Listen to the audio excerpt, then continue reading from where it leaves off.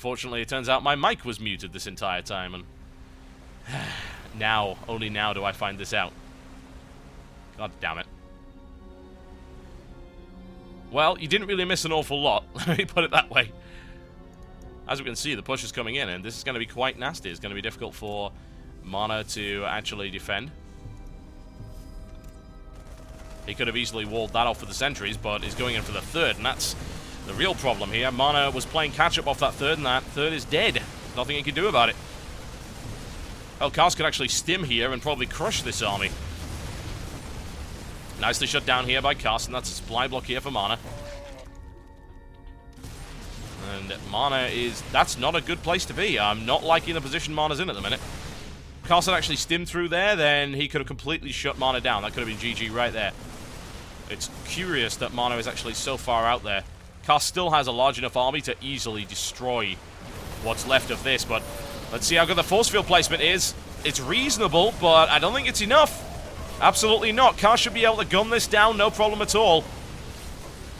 And there you go. The meat shield is down, and Kas stay... that's not even a real word. Let's try that again. Kas stays alive. Third now taken for Kas, and looking pretty good at the moment. Especially considering he's denied that second expansion, third base. Oh, I'm not on the ball today. I've not been feeling well the past couple of days. I don't feel well much these days, do I? It's kind of depressing. Alright. Well, where does MaNa go from here? He looks for tech, of course. Templar Archives. Plus 2 ground armor coming in, plus 1 ground weapon about to finish, and blink tech as well. But Kas is looking really strong. He's been looking strong for a while. It's going to be difficult to harass from this position. MaNa was completely caught out there, allowing his third to be destroyed. Admittedly, a direct engagement would have been unwise for MaNa. He didn't really have the force for it. He had no choice but to sacrifice that third. It was risky to take it, but what choice do you have? You got to do it. You can't just let your opponent have a lead for that long.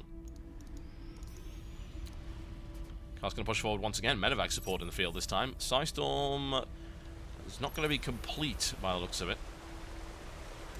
You can very clearly see that this is a significantly scarier army than anything that MaNa's got. He's going to see this coming as well. Zealot will be shut down in the center, and this third is the risk, and smartly enough, Kas did eliminate these back rocks, so if the third was going to be rebuilt, not a problem. Kas can wander in and destroy it, and MaNa can't do a damn thing about it.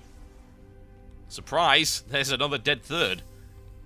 Unless some really good Psystorms come in, and actually Psystorm isn't complete yet, so that third is dead once again, and Kas shuts that down without a problem. MaNa is tenacious. He doesn't like to give up. I'm not really sure why he picked up those units, honestly, but it's a little bit of free damage coming in from the snipes, and you've just got to doom drop the main, I think. Or possibly even the natural. I don't really blame him. That's out of position easily. He can get through there, no problem at all. Got a few units, and I think MaNa's going to suddenly realize, where's the rest of your army? Uh-oh. Massive doom drop coming into the natural here, and it will not live, I imagine, more than 5 seconds. MaNa caught completely out of position there. A nice little bait and switch by Kas. Where is the Kas army? Question is, which base is the army in? There goes the natural. Pop goes the weasel, and Kas eats a storm, but is able to stim right through that for yet more damage. Templar Archives going down. The economy of MaNa is in tatters. He does have a scary-looking army, though.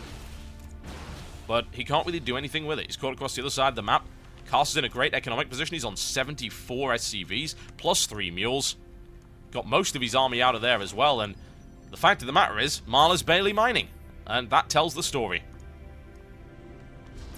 Not so good. Not so good at all. Here comes the counter-attack right here from MaNa, and his army just ain't big enough. Even with those storms, I don't think it's going to work. And look at that. Kas has even created a wall off here to filter these zealots. A very, very smart move indeed. These charging zealots will be fairly ineffective. Charging directly onto that destructible debris. He wants to try and flank around that. Try and do some damage here. That command center could even end up being a planetary fortress. Now does he see it?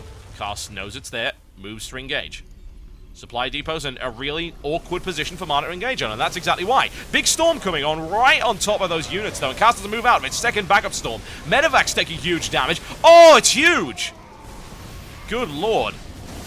Kas is eating storm after storm here from MaNa.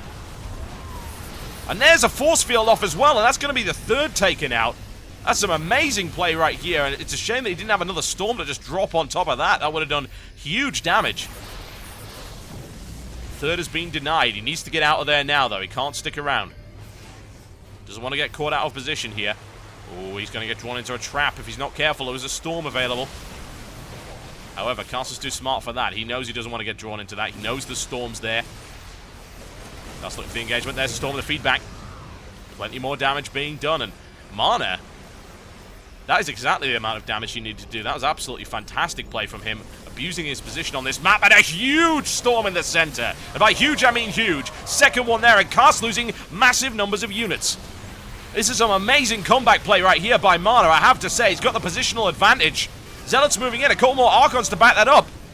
Zealots coming around the side, and will MaNa seriously come back from this with some amazing storm play? An absolutely incredible situation coming on, unfolding before our eyes. Two Archons now on a rampage. Defensive line of Kas has been thoroughly broken here. Defensive storm sadly misses. More reinforcements being warped in, and MaNa realizing, oh my god, I can actually take this. Having lost 2 bases, going up against a seemingly impregnable fortress, what does he do? He manages to find a way anyway. MaNa's so very, very good right now, and Kas caught completely off guard by that. There are a lot. Oh, nicely EMP'd there. There are a lot of ghosts in the mix, though. That's what I'd be scared about here. Force fields placed. A nice little block off right there. They are not going anywhere, ladies and gentlemen. That is an ideal position to storm. Surely he realizes that he's going to wait up for it. A huge storm once again. A mighty storm. A ginormous storm. Let's use more adjectives. Why not? Huge has been used too much, and Kas is bleeding badly after all of that. MaNa taking more than a pound of flesh here. Calling the Protoss butcher if you so desire. That's exactly what he's doing. MaNa trying to stick the fork in. Kas is not licked yet. He's a very resilient player. He's not going to give up, and we've got this hidden expansion over here. In the meantime, while MaNa tries to continue to secure a position in the center, he's still going up against a lot of ghosts. Oh, the storms are perfect. They could not have been better. And MaNa smashes his way through, eating huge EMPs. Those Archons are going to die. He needs to back off of the Archons immediately. They will die instantly if they get attacked now. That was unwise. I feel that MaNa could have just backed those Archons away there. He lost 2 unnecessarily, and Kas holds on very, very well indeed. In the background of all of this, MaNa's been re-establishing his economy. He's got 3 bases up, and he's now mining from them. And that's the income comparison here. It's much, much closer than it was a few minutes ago. However, that last engagement didn't go quite as well for MaNa as he would have liked. I feel he overcommitted just a little bit. Kas was able to hold that off. Medevac count is depressingly low, as is the Medevac energy, more to the point. MaNa, does he know? He doesn't know about that hidden expansion. That may end up being the saving grace here for Kas. He is actually mining from 3 bases, and I have a feeling that MaNa thinks it's only 2. That's not true. Upgrade count is pretty much equal. Obviously, the armor count's lower, but the firepower certainly in favor of Kas here. He needs to be careful about his positioning. To try and actually take the gold will be a crucial step. In the meantime, the reinforcements getting cut off here as MaNa smashes his way through the center. Oh, the storm is deadly. Huge amounts of damage done, and there is no medevac energy to fix that. But MaNa could easily get caught up in the center here. It doesn't matter. There's so much damage coming out. Kas melts it with an excellent engagement. MaNa once again overcommitting, and now that is secure. That orbital command is going to come down, and Kas can very easily come back into this game now. All he needs to do is start landing mules and getting his economy back in shape, and MaNa's supply count is looking really, really bad. All it takes is a couple of bad fights, and you reset your position right back to where it was in the first place. Kas's SCV count is really low, but he is still mining from 3 orbital commands and has secured the gold. Single Zealot comes in to harass, takes a mule out in the process. Absolutely vital. Can he take the second? He does. A heroic effort there from that Zealot, delaying the economic expansion of his opponent, but can he delay that? Does he have enough storms? He does. Potentially.